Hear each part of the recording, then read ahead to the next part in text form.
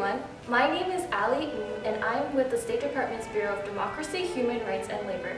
Today I'm at the University of Maryland College Park School of Music, and I'm joined by three musicians, Camille Jones, Lauren Holmes, and Daphne Henderson.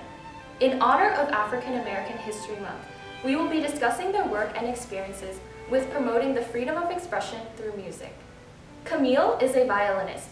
Drawing on her experience working with leaders of diversity in music, Camille organizes concerts in the DC area that feature works by underrepresented composers.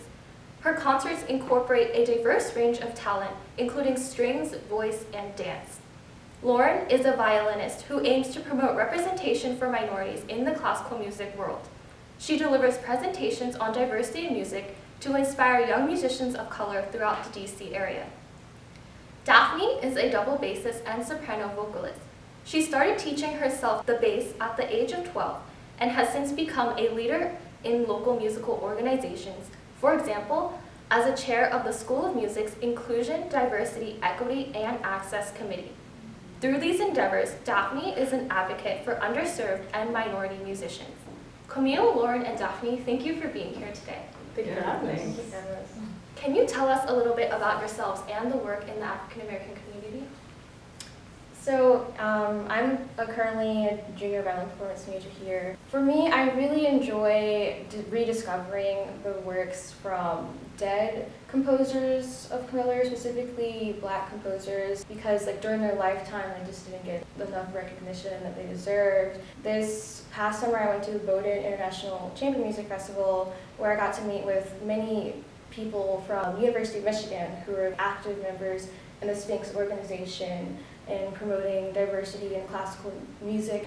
As far as advancing the African American community, by putting myself out there, I am advocating for that diversity through the various venues that I perform at. For example, I am concertmistress for a community orchestra in Bethesda. It's the National Institute of Health Community Orchestra. This orchestra is mainly comprised of old or white people, and I'm one of maybe 4 Black people in the orchestra. So for me to be concertmistress, saying something because it's not something that them or the audience is really expecting, and so I take pride in debunking any sort of stereotypes they might have had. I really hope that I can set a good example for other girls like me who are really excited about classical music and showing that they also belong here. That's amazing, thank you. And Lauren? This is my second year here. I'm a violin performance major. Growing up as a young violinist, I really never saw representations of myself in the classical music world at all, and I realized that that was something I wanted to change. Something that I want to do is essentially serve as an older sibling to younger musicians of color who would love to pursue a career in music one day. Thank you. Daphne?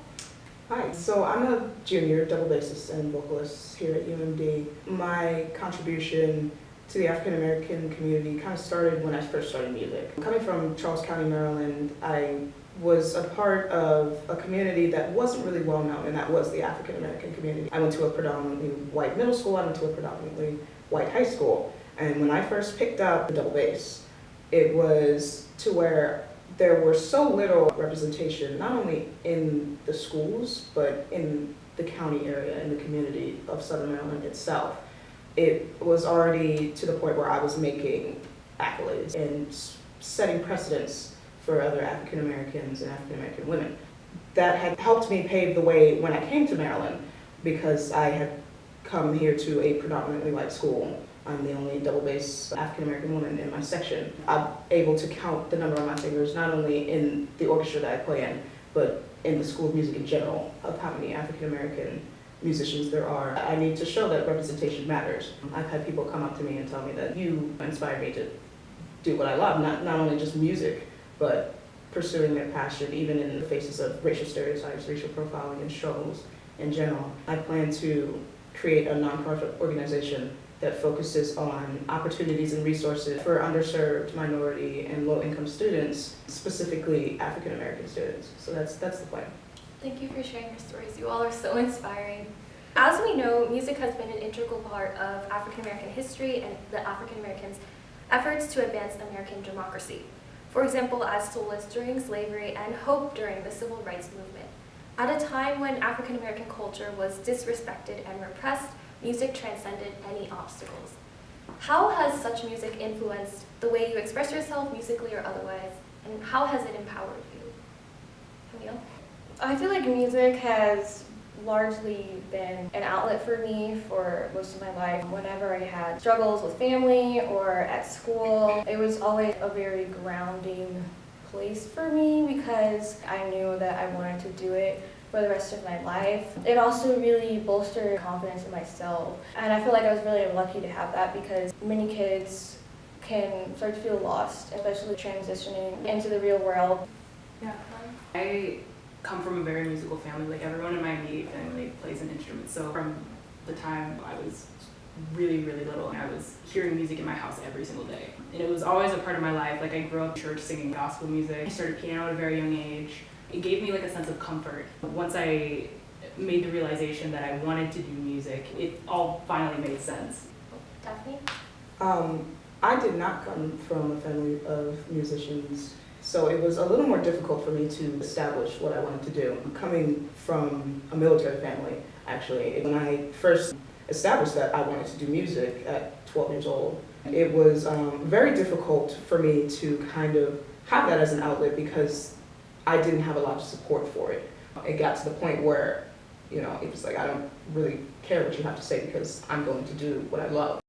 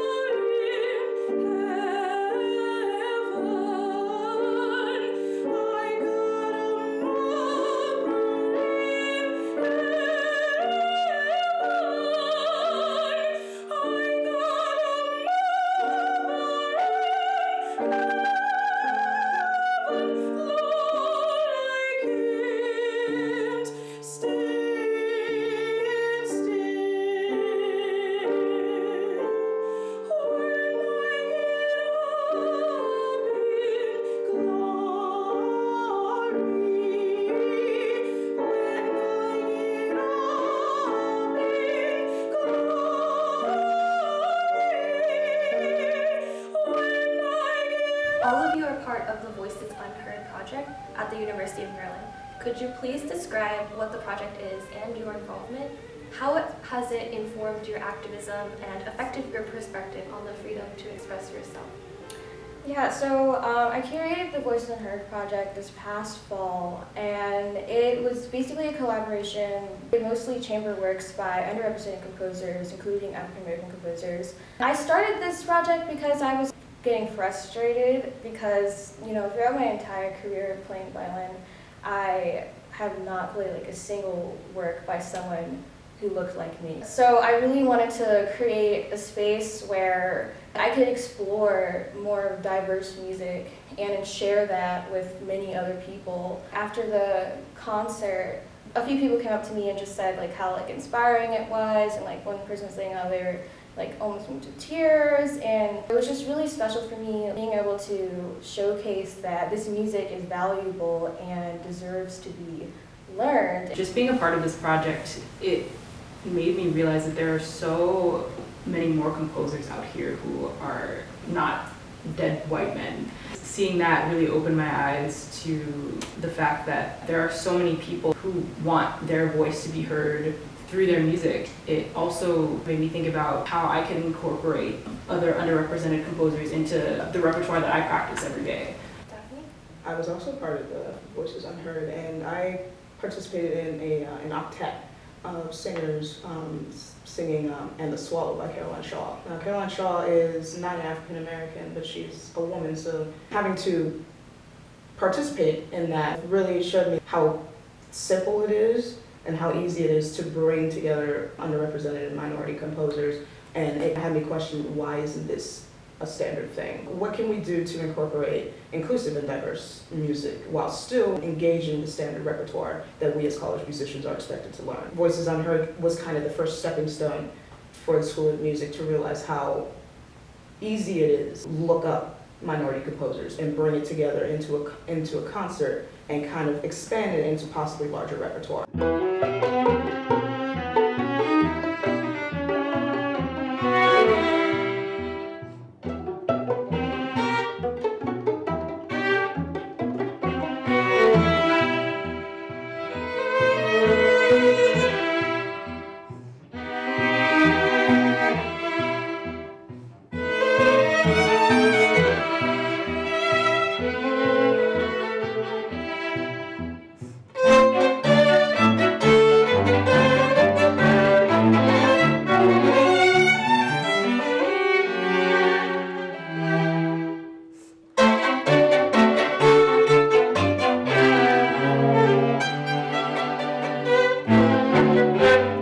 What do you hope to achieve through your music by exhibiting underrepresented artists of the African American community?